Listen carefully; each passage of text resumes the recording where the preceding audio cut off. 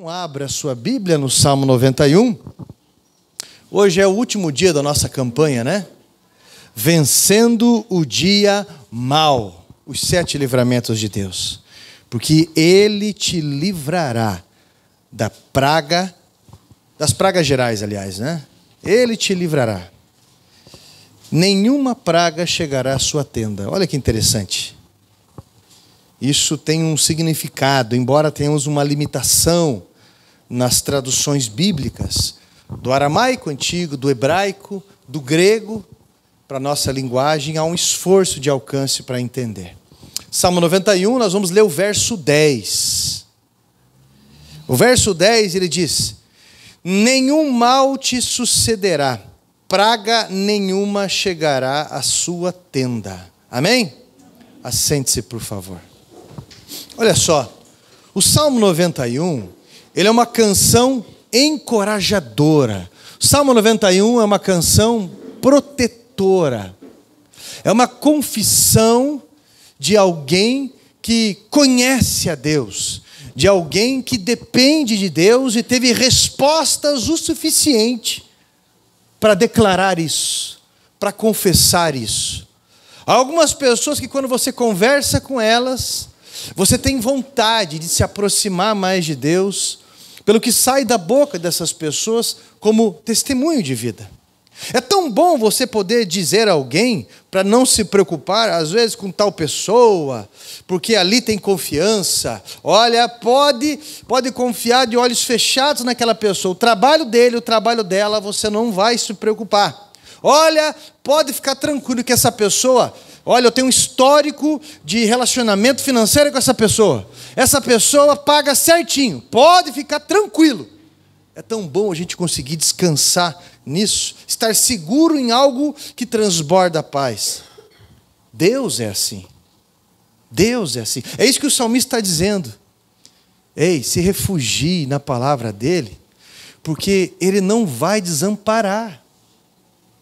Ele não vai te deixar na mão. O salmista está clamando em um cântico. Ele dará ordem aos seus anjos ao seu respeito. Ele não vai deixar essas coisas ruins atropelarem a tua vida.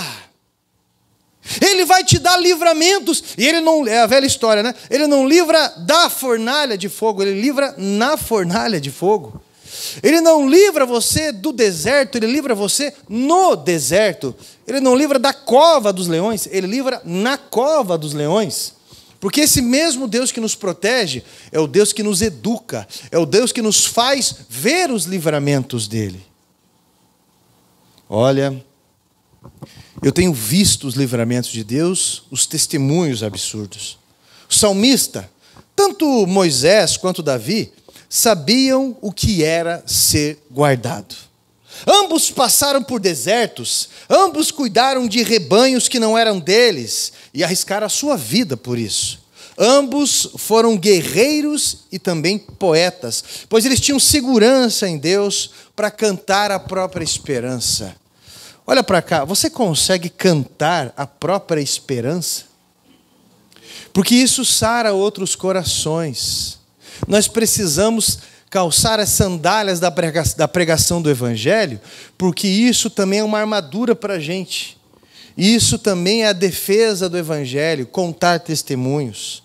A gente costuma, muitas vezes, reclamar de alguma coisa que não está legal, que está doendo. Uma vez eu ouvi um comerciante falando: cuide bem do teu cliente, porque se ele não gostar de algo, ele fala para 10. Se ele gostar, ele fala para 3. Isso é uma das provas que nós temos que o ser humano ele tem uma tendência pessimista muito séria. E a sua própria confissão negativa gera dificuldades na frente. Um coração muito inseguro, ele confessa coisas muito penosas para o seu próprio futuro. Agora, Davi e Moisés lidaram com coisas grandiosas, extraordinárias e tiveram uma proximidade com Deus, uma intimidade que lhes trouxe segurança a ponto deles cantarem a própria esperança.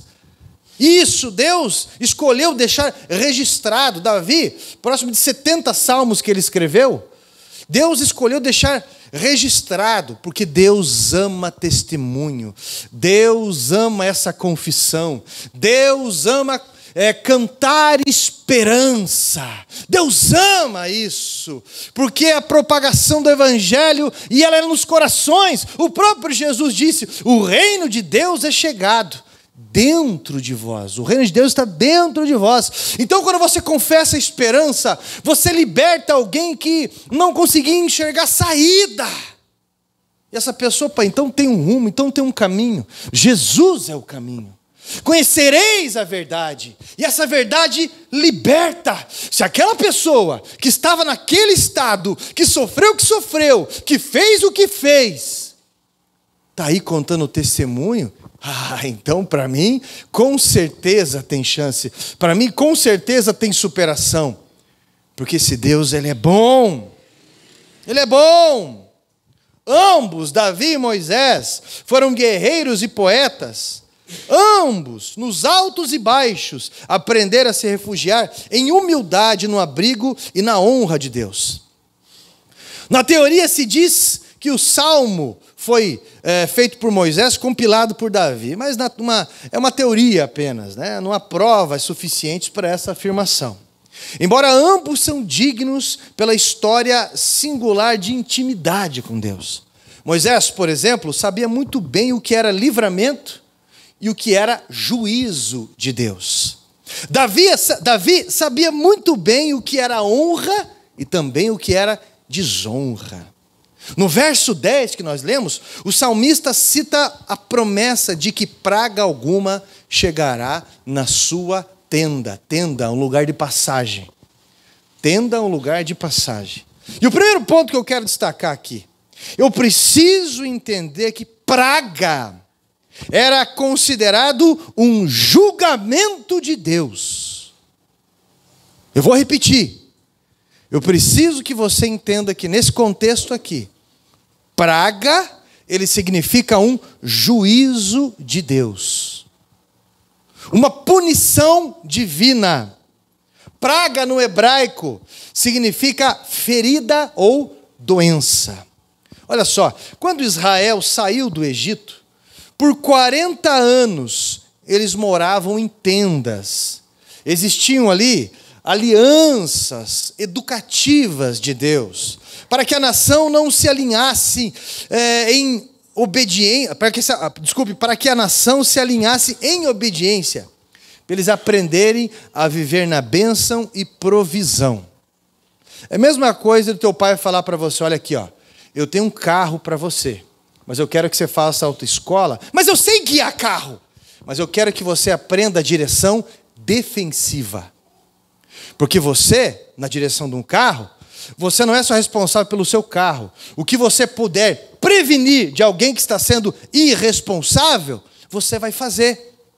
Porque nesse carro você vai ter que entender a importância dos pneus teus estarem cheios, da manutenção do teu carro estar correta, porque você está carregando o teu maior patrimônio, a tua família.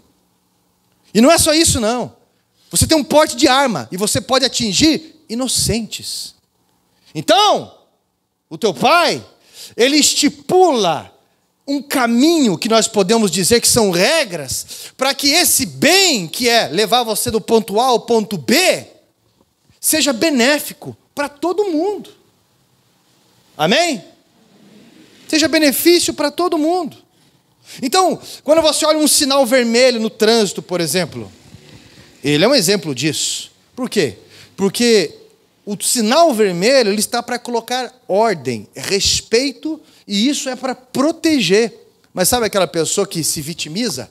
Isso, como uma candidata falou na rede social num debate, era para fazer uma pergunta, alguns devem ter visto aqui, e o candidato e o rapaz estava dirigindo o debate, ele disse: candidata, é a sua pergunta. Ela: você quer me calar?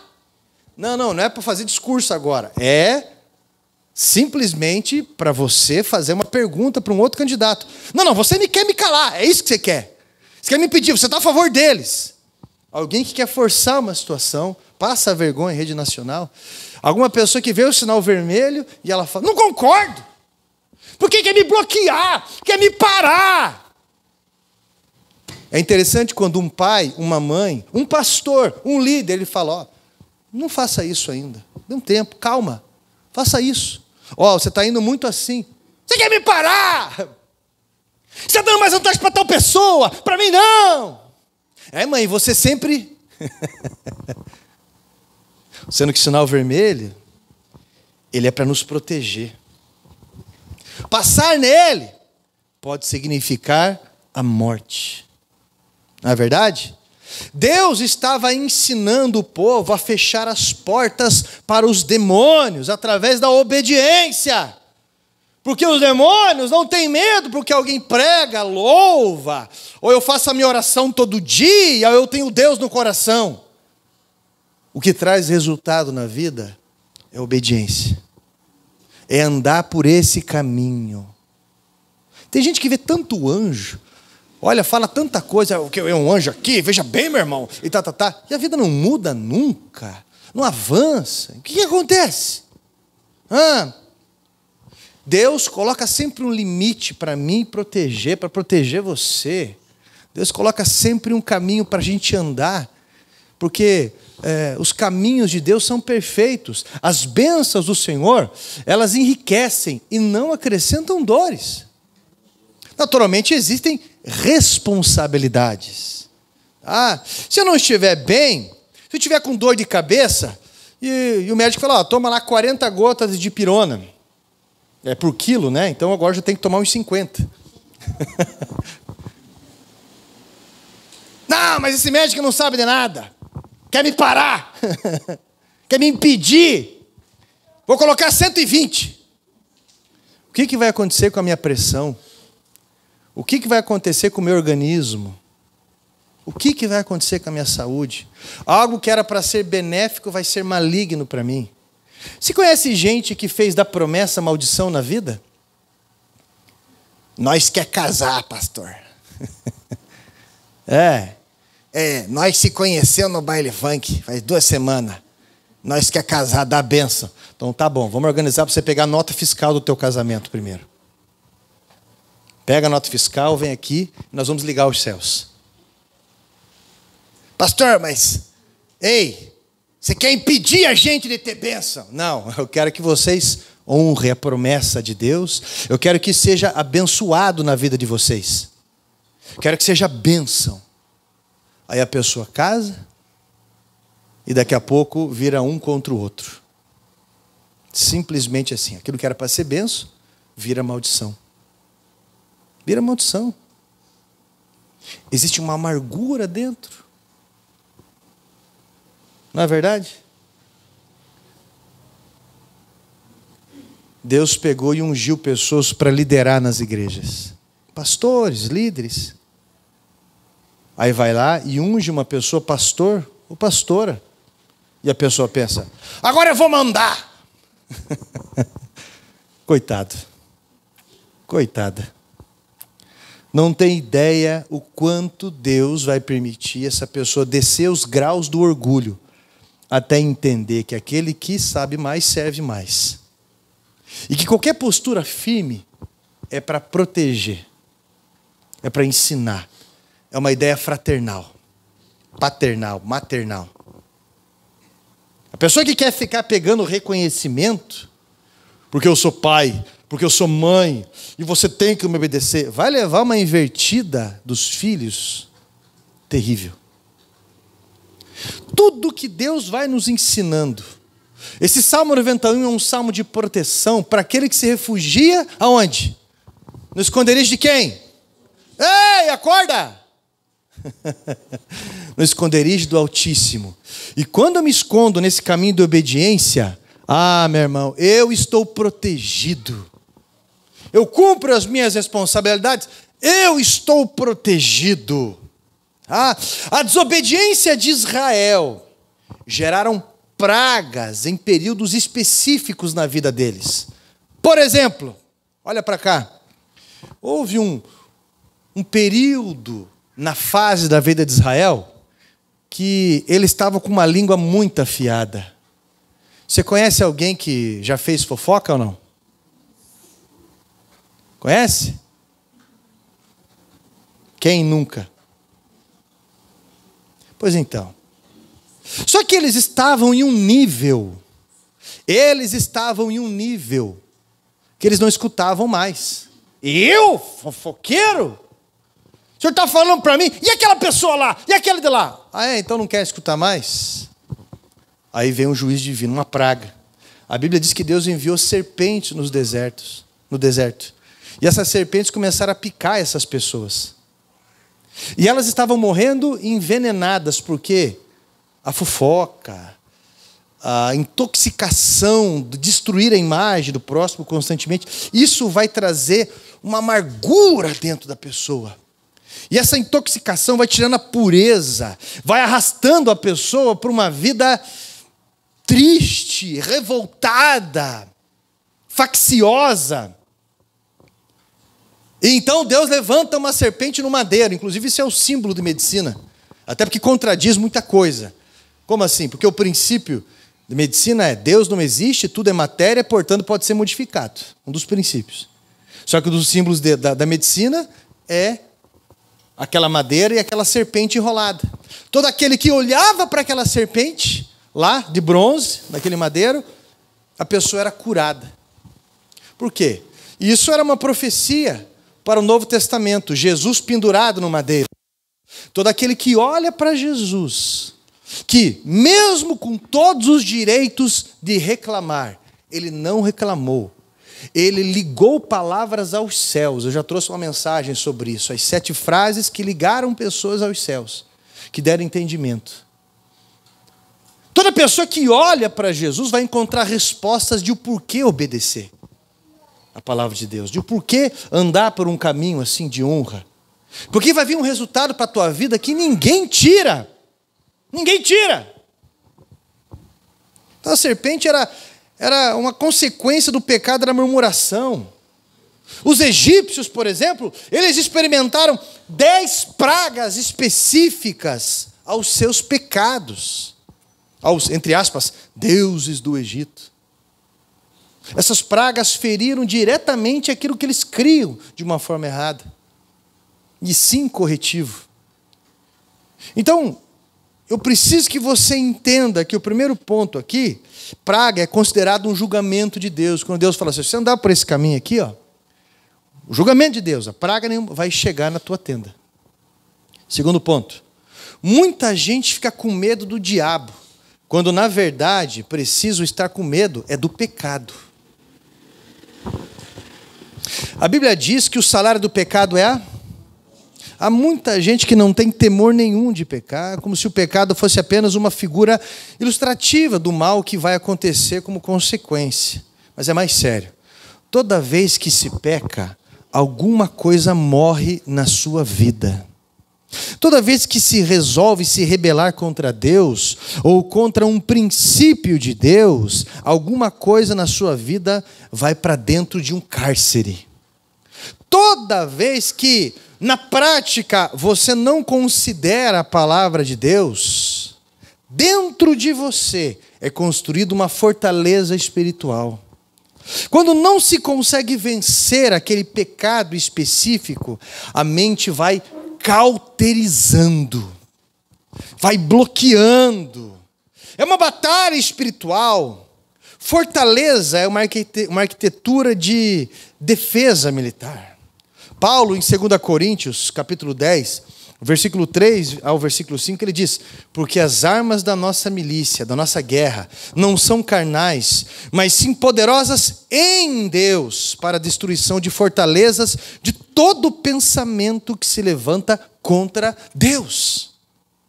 Essa fortaleza do inimigo é para proteger a mentira, por exemplo. Essa fortaleza do inimigo é para proteger aquela desculpa para pecar. Quais são as frases que você conhece aí? Ninguém é de ferro, né, pastor? É uma frase. Qual mais frase que você conhece aí? Ah, pastor, a gente é carne, né? Qual frase que você conhece aí também? Ah, eu não sou Deus?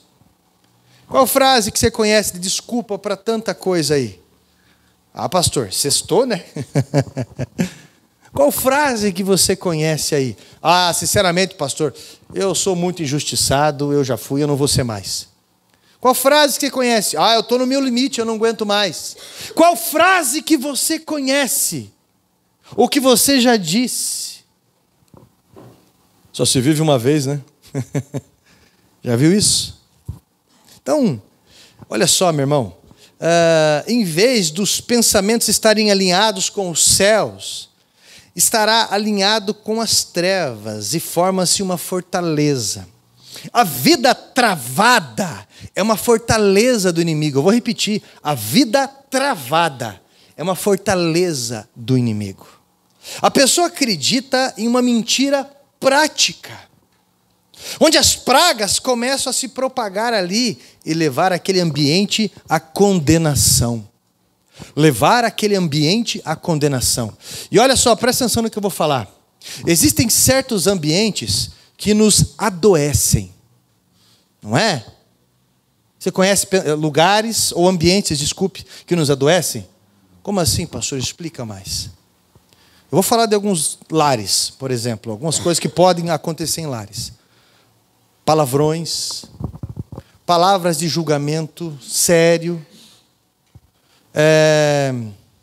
gritos, sujeira, ausência de manutenção, pintura, ou seja o que for, aquela casqueira sempre, indiferença constante, suspeita rotineira, que também é uma ofensa. O que mais? Bem, nem se fala do ambiente de mentira constante, né? Que se cria. Ambientes manipuladores, mal cheirosos também. São várias situações, palavras de baixo escalão, né? Várias coisas que vão criando um ambiente de julgamento, um ambiente pesado. Isso vai adoecendo não só a alma da pessoa, mas também o físico da pessoa vai começar a ter reflexos. Sabe aquela pessoa várias vezes que sempre está, às vezes, várias vezes também, com dor, ou aquela pessoa, ou dor de cabeça, ou isso, várias vezes essa pessoa ela pode estar oprimida por um ambiente. Uma insistente cobrança, uma insistente insatisfação ao redor, absurdamente. E aquela pessoa parece que nunca consegue alcançar uma melhora, uma saída, uma satisfação, uma resposta. O corpo começa a adoecer também. Porque o nível do desânimo, da opressão maligna, vai tomando conta. Confissões de esperança é o início para você começar a mudar certos ambientes. Deus é bom. Deus vai nos trazer respostas. Deus vai nos responder. Eu escutei um testemunho hoje que Deus fez isso na vida de tal pessoa. Você viu aquela pessoa que foi curada lá? O que a Bíblia diz também? Maior é aquele que está em nós, o Espírito Santo, do que aquele que está no mundo. O que a Bíblia fala? Tudo posso naquele que me fortalece. O que a Bíblia fala? Posso tudo, sem passar necessidade, sem ter em abundância, porque eu posso tudo nele, ele me fortalece, ele me aperfeiçoará.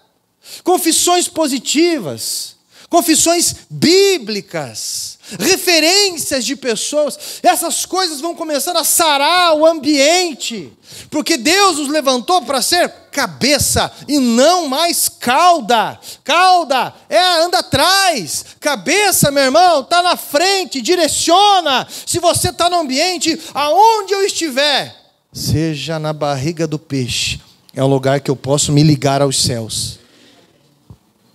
É o lugar que eu posso transformar em recuperação. Nunca é tarde para orar. Pastor, você não tem ideia, quando aquela pessoa está chegando, meu Deus do céu, pastor. Parece que vem assim, uma asa de morcego abrindo ali. Pastor, pelo amor de Deus. Parece que a pessoa vem, uma legião de demônios, sabe? Respira, é só fala negativa, é isso, é aquilo. Pois é, como que você vai combater isso? Se a luz, ela prevalece nas trevas. A luz prevalece nas trevas. Aquilo que você confessa, você vence. Aquilo que você confessa é uma espada que sai da tua boca. Se posicione com dignidade, com firmeza. Com firmeza. Não tolere algumas coisas em ambientes que você é responsável. Eu sou responsável por tal ambiente. Eu não permito tal coisa. Qual é a autoridade sobre isso? Não é? Então, você tem que entender que existe uma batalha. E que essa firmeza ela vai trazer resultados a curto, médio e a longo prazo. Não é? Então, a vida travada ela é uma fortaleza do inimigo. A pessoa acredita que aquilo que é errado é uma prática.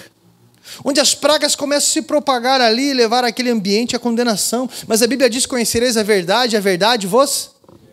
Meu irmão, o inimigo vive contando mentira e aquelas pessoas vão acreditando na mentira. Você não vai conseguir sair dessa. Você não vai vencer nisso, não. Você não vai... Não, você não é. Você... E ele vai repetindo essa mentira, a pessoa vai acreditando nisso. Mas a Bíblia diz que conhecereis a verdade e ela vos... Tem um monte de gente que chega para mim e fala: pastor, ei, fala a verdade, fala a real. Você acredita realmente no projeto de vida, pastor? Porque a pessoa escutou tanta mentira, patifaria, pegou tanta ideia errada, seja qual for, de gente malandra, testemunha, eu não sei, testemunha, como diz, que chega a mim: pastor, você realmente acredita em projeto de vida? Escrever uma carta para Deus, fazer sua melhor oferta, você acredita realmente que Deus recebe isso? Eu acredito 100%. Porque tudo que você alinha aos céus em atitude e fé, traz vida. Porque Deus nos deu uma chave, Jesus nos deu uma chave, e aquilo que ligamos na terra será ligado no céu. Eu acredito 100% nisso. Em Êxodo, a Bíblia fala que eram 10 espias que Moisés enviou para espiar a terra ali de Canaã. Voltaram carregando cachos de uva gigante nos ombros, né? E aquela vara, as cachos de uva eram tão grandes que envergava a vara. As coisas ali eram frutuosas, grandes. Tudo era gigante. Inclusive o desafio que eles tinham. Você conhece um monte de gente que fala: eu quero ser rico, mas não gosta de conversar com ninguém que é rico. Esse povo é muito arrogante. Não quer aprender com eles. Um monte de coisa. Não, eu quero, pastor, olha, eu quero ter isso e aquilo e não sei o quê. Mas não se envolve, não conhece, porque é arrogante na verdade. Geralmente a pessoa que fala muito de preconceito, porque a pessoa tem preconceito comigo, porque eu sou isso, porque preconceito, é uma pessoa que carrega muito preconceito dentro de si, na verdade. Dentro de si. Então, 10 espias foram. 2 acreditaram no projeto de vida. 8 não acreditaram. Adivinha quem que entrou na terra prometida? Adivinha não, né? É lógico. 8 ficaram no deserto. 2 entraram na terra prometida. Qual que é o teu projeto de vida? Existe um caminho para que você chegue lá. Por mais absurdo que pareça algumas coisas, existe um caminho para você chegar lá. Deus permitiu um sonho no teu coração. Deus permitiu um projeto no teu coração. E entre a promessa e o cumprimento dela, existe um deserto também. E esse deserto eu e você só atravessaremos por obediência. Porque não existe uma bússola ali. Existe fé, existe uma ligação com Deus, existe a voz de quem você escuta, de alguém que já atravessou e é o teu guia. E essa ligação vai te trazer pão, vai te trazer água, vai te trazer direção. Amém? Terceiro ponto. Esse verso 10 não significa que nós somos imunes às adversidades, aos sofrimentos dessa vida. Gente, o próprio Jesus disse no Evangelho de João, capítulo 16, versículo 33, no mundo tereis, mas, por quê? Isso é, você pode ter ânimo em meio ao deserto, porque você vai alcançar a promessa. Alguém chegou para mim esses dias e falou: pastor, foi umas 2 pessoas, pastor, a gente intercedeu pelo senhor, pela sua esposa, porque viram o senhor numa cama, careca, sem barba, adoecido, morrendo, e a pastora muito abatida, sofrendo. E qual a resposta que eu dei? Glória a Deus, porque quando Deus mostra uma coisa ou outra, porque Ele está dando livramento.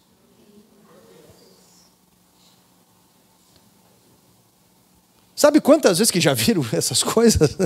Toda hora. E tem sonho comigo, e sonha. E daqui a pouco, e não sei o quê. Pastor, eu vi, de repente, entrou a faca na tua garganta, atravessou. E eu vi, de repente, levou um tiro. E não sei o quê. Deus está dando livramento, porque Satanás, ele gosta de trabalhar no oculto. Ele gosta de trabalhar no oculto. Quando Deus permite a revelação, porque Ele está dando livramento. Só ore, agradeça e repreenda esses demônios que estavam tentando trabalhar no oculto.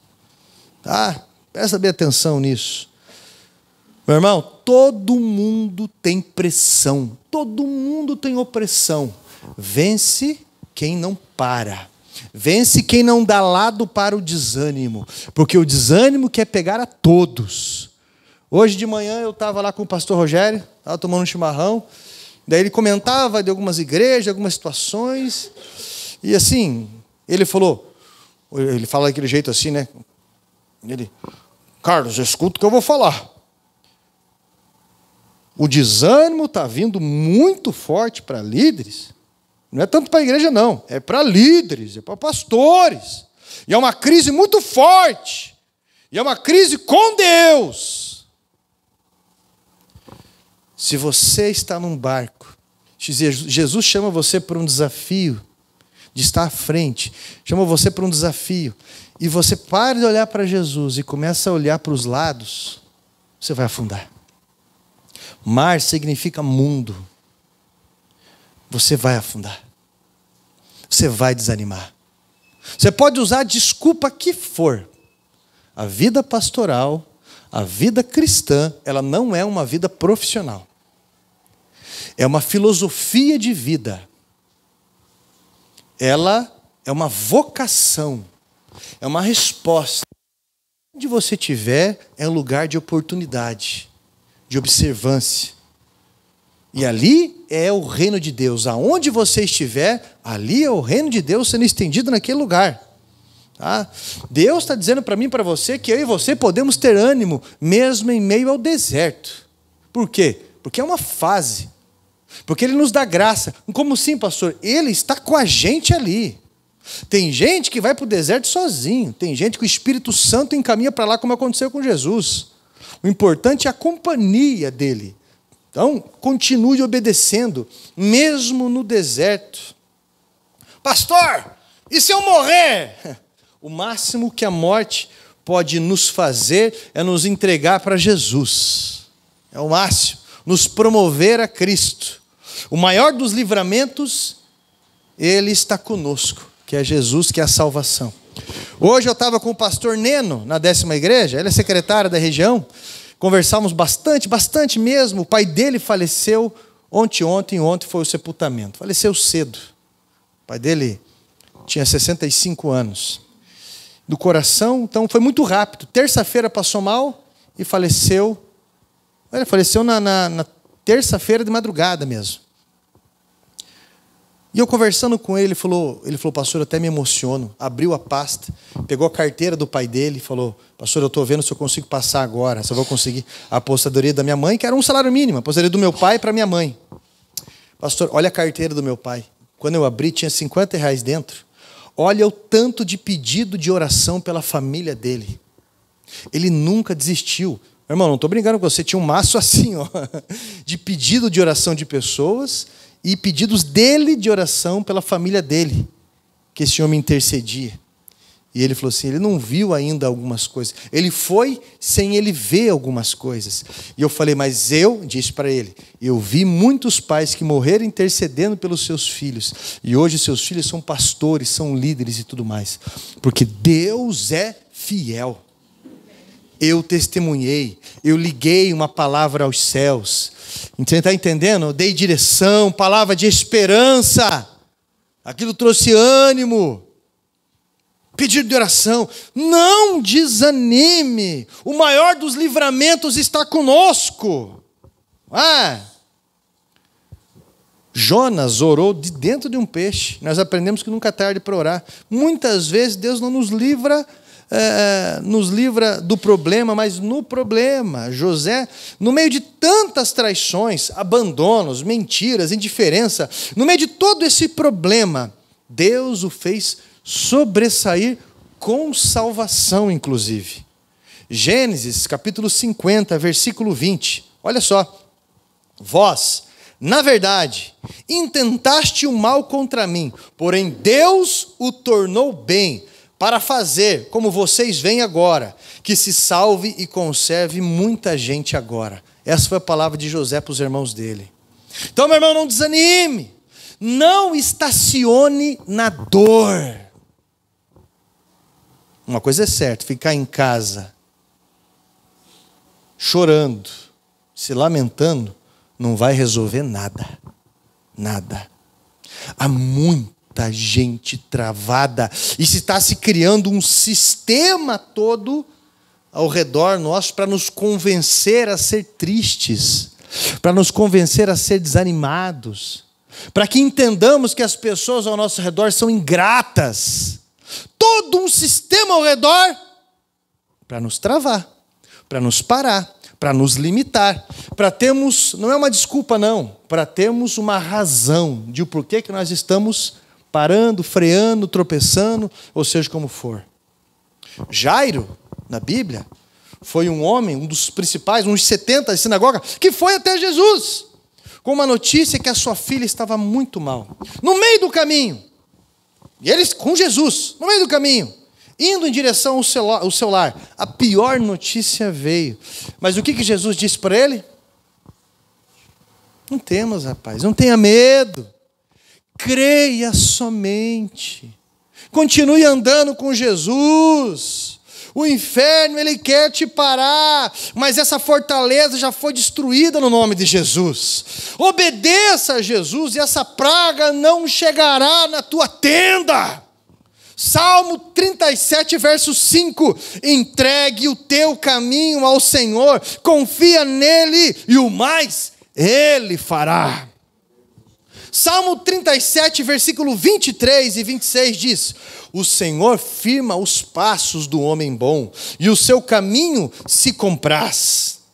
Se cair, não ficará prostrado, porque o Senhor segura na mão dele. Fui moço, e agora sou velho. Porém, jamais vi um justo desamparado ser, nem a sua descendência mendigar o pão. É sempre compassivo e empresta, e a sua descendência será uma bênção. Você acredita nisso? Isso não significa cruzar os braços, mas em fé demonstrar toda a sua confiança no poder de Deus, sabendo que o mais Ele sempre fará. O Senhor é aquele que firma os nossos passos. Não aceite ser roubado pelo inferno. O que o inferno roubou o seu? Não aceite! Você já perdeu muito tempo. Falta uma revolta aí. Bom sentido da palavra. Porque você só toma uma postura quando você dá um limite para aquilo. Você pega nojo. Quando você se revolta. Quando você não tolera mais. Não aceite ser roubado do inferno. Tá? Coloca a mão na tua cabeça assim, ó. Fecha os teus olhos. Repita comigo essa oração. Diga assim: todas as tentativas do inferno não vão me parar. As más notícias não vão me parar. O desânimo não vai me impedir. As evidências não irão mudar o plano de Deus, pois o poder de Cristo muda tudo. Eu vou continuar caminhando em direção ao meu milagre, em nome de Jesus. Presta bem atenção, meu irmão. Se a serpente te mordeu o calcanhar, hoje você pisou na cabeça dela em nome de Jesus. Nessa campanha eu escutei muitos testemunhos. eu tenho escutado muitos testemunhos. Eu peço que vocês que estão me ouvindo agora, coloque lá na rede social o testemunho. Coloque lá. Tem as mensagens. Você coloca lá no Facebook, no Instagram, por quê? Porque as sandálias da pregação do Evangelho, elas vão chegar até outras pessoas. Nada melhor do que o testemunho. Nada melhor. Nada melhor. Você está entendendo? É muito importante a gente falar bem. A empresa que fez o pré-moldado para nós ali, fez muito melhor do que nós contratamos. A grossura dos pilares, o nível da edificação deles, o tipo de telhado deles, todas as coisas que eles fizeram para nós, foi muito melhor do que contratamos. Eu fui lá na página deles e eu testemunhei o bom trabalho deles. Porque isso faz muito bem. Muito bem. Você está entendendo o que eu estou falando? Você precisa falar o que Jesus está fazendo na tua vida, o que essa campanha fez na tua vida e está fazendo. Porque Deus, meu irmão, Deus, Ele não se esquece. Deus, Ele não se esquece. Outra coisa, se tem uma pessoa que demonstra para mim e para você gratidão, é Deus. Mesmo sem Ele precisar. Se é uma pessoa que quando eu faço algo para Ele, Ele multiplica na minha vida, é Ele. Mesmo sem Ele precisar de nada. Você está entendendo? Pessoas que me procuraram e falaram, pastor, esse mês eu fui dizimista certinho, voltei a ser. Eu não estou vencendo algo bom. Como assim? As portas que Deus está abrindo.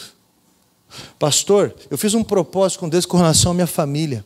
E esse familiar está me acompanhando na casa de Deus agora. Está conversando comigo a respeito do Evangelho. Está sendo revelado algo para ele, para ela. Pastor, esse familiar meu está sonhando direto com a vida de Jesus, com isso e com aquilo. Mas pastor, também, eu fiz votos com Deus. Deus me honrou. Amém? Coloque debaixo do teu joelho que nós vamos orar agora. Todos nós vamos orar.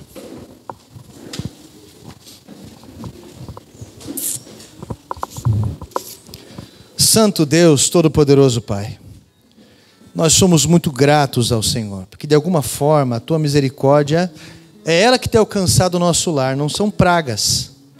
Simplesmente, Pai, porque a Tua dignidade, os Teus anjos protegem os nossos lares. Pai, nos falta sabedoria, nos falta obediência muitas vezes. Mas a Tua fidelidade é muito grande. A Tua fidelidade ela é poderosa. E ela vai além do nosso conhecimento. Vai além, Pai, do nosso entendimento. Por isso, nós estamos aqui com esses pedidos de oração. Por isso, nós estamos aqui, Pai, com esses nomes que estão registrados, essas pessoas, essas situações, pedindo que o Senhor livre dessas pragas, pedindo que o Senhor dê esses 7 livramentos específicos que foram falados durante essas 7 quintas-feiras e abordados por 49 dias. Deus santo e fiel, o Senhor abençoe e se compromete no teu caminho. Nas tuas pisaduras nós podemos ser sarados. Então, no nome de Jesus Cristo, liga aos céus agora esse projeto. Liga aos céus agora, Pai, esse coração. Liga aos céus agora esta oferta. Liga aos céus agora, Pai, esse desafio. O ânimo dessa pessoa, Espírito Santo. Pai, em nome de Jesus, liberta, reconstrói, reconfigura, movimenta, estimula, faz dessa pessoa, Pai, um palanque de testemunhos, faz dessa pessoa, Pai, um atalaia, alguém que avisa sobre a sua vinda, alguém que anuncia a chegada. Oh Espírito Santo de Deus, no nome de Jesus, Pai, dá avanços, destrava essa vida, que em nome de Jesus Cristo o Senhor venha fortificar, que o Senhor venha mover, que o Senhor venha transformar, que o Senhor venha envolver, Espírito Santo, a fé dessa pessoa, essa ligação, meu Pai, porque tudo isso será depositado no teu altar. E na medida de fé de cada um, meu Pai, o Senhor venha derramar poder, o Senhor venha multiplicar a graça, o Senhor venha enriquecer, o Senhor venha abrir portas, no nome de Jesus Cristo, Santo Deus. Assim, Pai, nós amarramos as mãos dos demônios, a boca deles, os olhos, tapamos os ouvidos deles, os envolvemos em amarras e os colocamos por terra, todos os demônios, em o nome de Jesus Cristo, e ligamos aos céus tudo que está escrito, meu Pai, nesse panfleto, nesse bilhete, que isso seja lido pelo Senhor, que isso seja para a sua glória. Assim, nós pedimos que os teus anjos levem diante do teu altar, e assim te agradecemos por tudo, em o nome de Jesus Cristo, e todos digam, amém. Graças a Deus, graças a Deus.